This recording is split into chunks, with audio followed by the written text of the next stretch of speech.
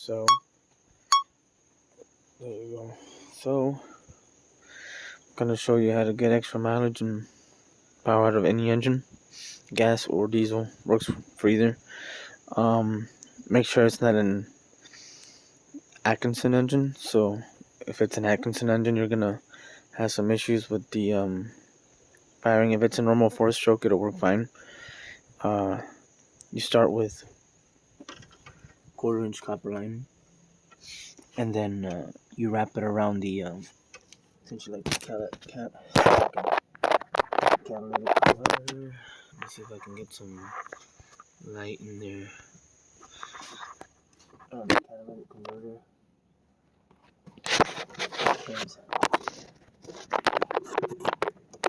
See back there? Oh, you see that down there? Oh, that full. I wrapped it around that, which is a catalytic. You see the O2 sensor? I wrapped it around there, and I just pass it around and draw around there. I just, there, put a 1/4-inch copper line and just wrapped it around there about 30 feet. Just depends how much you got. If you got the exhaust manifold, and then you just, this one is a little, doesn't have a heat shielding like the other ones. This one actually keeps the water there. But around the exhaust manifold, you put it through and or put the heat shielding, and then you just wrap it with foil or the aluminum shielding, and then afterwards you grab the gas line, the one that comes from the fuel, and you pass it through. You got two choices. You could go straight to the 1/4-inch pipe like you see here, and then I pass it afterwards. After it goes round, I pass it through this thing back here. You can see it's got 2 heater hoses in it. It's an oil cooler from a Volkswagen Audi. It's an oil cooler. You can use a catalytic heat exchanger, a heat exchanger that goes from liquid to gas. Same thing. It's just a heat exchanger. There's 40 plate, 80 plate heat exchangers. Just depends how big. For a car like this, I use a small one. If you have a diesel, like this is a 2-liter engine. If you have like a 6-8 liter, you need about 4 times that, depending. And I pass the liquid fuel that's hot from the catalytic heat exchanger to the liquid block to cool it down. Because it's an Atkinson engine and it starts to like sputter because it keeps the valve open when the air is pushing up. If you have a normal 4-stroke engine, you can pass it first through this. For gasoline and diesel, pass it first through that, and then let it heat up, depending on how big your car is. If you have a big diesel or big gas engine, you need a bigger one, about 3 times that size. Something like a 12-inch by 5-inch, and maybe even 2 of them if you have a 7-liter engine. And then you heat up the fuel with that, and then after that you pass it through the copper coil. That's through the catalytic converter. So you pass you grab that fuel and then you pass it through that copper coil, and then back into the intake to here. And since I've been doing that, I've been able to. I had a golden town and country golden minivan, and I went from 16 miles to the gallon to about 26. So more than 50%. You can get up to almost double the miles per gallon, and then almost double the horsepower. Like, no joke. You get like more horsepower, you can see here.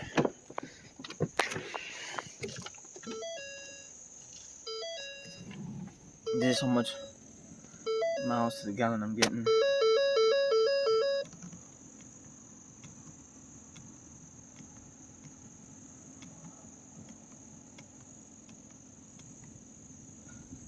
There we go. It's my average.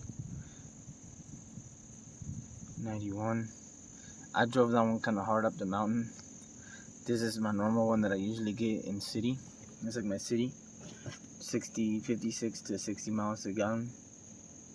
And then I was getting 47, 50 miles a gallon. 50 miles a gallon. And it's usually these only get like about 42, 38 during winter. So get really low, and you get more power out of it and everything. So, and this is just the fuel that's coming from the back end. It was a big pipe, so I covered it in aluminum so it won't get cold. I mean, you won't have that issue if you're passing straight to the copper pipe. And yeah, that's pretty much it. It's that easy. I spent less than $100. For less than $100, if you go to the junkyard and you get one of those, or if you get a small heat exchanger for under like 40, 50, 60 bucks, you can do it under $100. All of it for $100, including the piping and everything and the routing. See the fuel line from the. This is the fuel line that comes from the gas engine or from the tank, and then that I just passed through the copper pipe. You can grab that and pass it first through that. So you have the fuel line that goes through there. Pass it first through there. If you have a normal 4-stroke, and then afterwards, when it comes out here, it goes into that. In which case, when it comes out of that, you put it into that, and then route it all back again when it comes out, and then into that. So I have to cool mine because it's an Atkinson engine for a hybrid.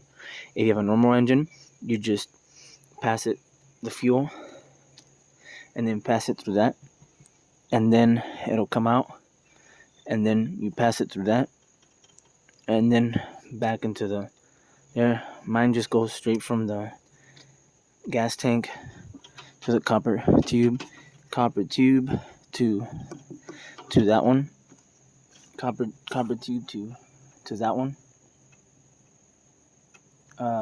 and then from that it goes straight into the manifold injection, and that's it. It'll if you have a return line to the fuel tank. If you have a return line to the fuel tank, you're gonna have issues because the return line will be really hot, and you're gonna lose all your fuel gains through that. I know because I had a Volkswagen that was direct injection. The injectors were on top. If you have direct injection, you're not gonna. It's only for manifold injection. If you have a return line to the gas tank, you're gonna have to grab the evap and return it back to the intake. And if you do that, it's dangerous because you could have a backflash, and it'll blow back into the gas engine. And the only way you can avoid that is if you can somehow, instead of returning the fuel back into the engine, you could return it back into the very line so that it circles around. So you have the line that goes into the high pressure pump, and then into the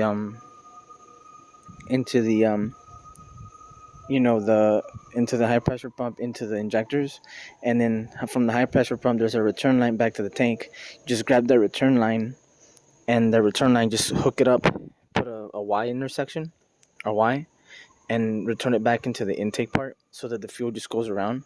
So it goes in when it comes from the tank, the return line is blocked off.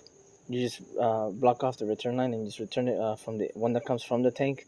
Then you put before it hits, before you pass it through the copper pipe or through the catalytic heat exchanger, you put a little Y so that the line goes through, and then the pressure coming from the return line might be lower, but as it pushes it out, the one from the tank will be a little bit higher, but as it builds up, it'll be higher from the return line, and then just push it back up, and then that's it. And then it'll just keep getting hot and just circling, and it'll get more horsepower. I got 50% better gas mileage on my 3.8 liter, and I'm getting about 25, 30, because I have to cool down the gas because it's an Atkinson engine. I was getting like 38, 36, miles a gallon. Now I'm getting like 50, 47, 50 miles a gallon constantly. And I have to cool the fuel. So, I mean, I'm still getting at least a decent amount. If you have a normal 4-stroke, you can get even 50, 60, 70% better fuel mileage. And since it's 50% better fuel mileage, it's cleaner and it has more power. Since you have since you have to use less fuel, the fuel is more energy dense. It's kind of like a heat pump. It's more efficient. You're just picking up the heat from the engine, you're putting it in the fuel, and that heat gets put into the fuel of the gas engine, and in doing so, as it heats up, it's more thermally efficient. So it's the same way as a heat pump, or as a what's it called, like I said, a catalytic heat exchanger. You're just grabbing heat that's already there, putting it into the fuel, and then better using it in your engine. So it's no violating any thermodynamic process or nothing. You're just picking up the energy that's already in there. And reason why the car manufacturers don't do it, they don't make money from clean air, man. They make money when your tailpipe is dirty. I mean, Cummins got sued for $1.4 billion for emissions defeat devices that they were forced to use because the DPF system was defeating them. You put something in there, you don't get sued. They don't make money. They only make money when your tailpipe is dirty. So if your tailpipe is clean, they can't sue you. But you do that, it's clean, works. Just costs a lot, I guess, to do it. If you can do something like that to your vehicle, I'm pretty sure you can, and it works.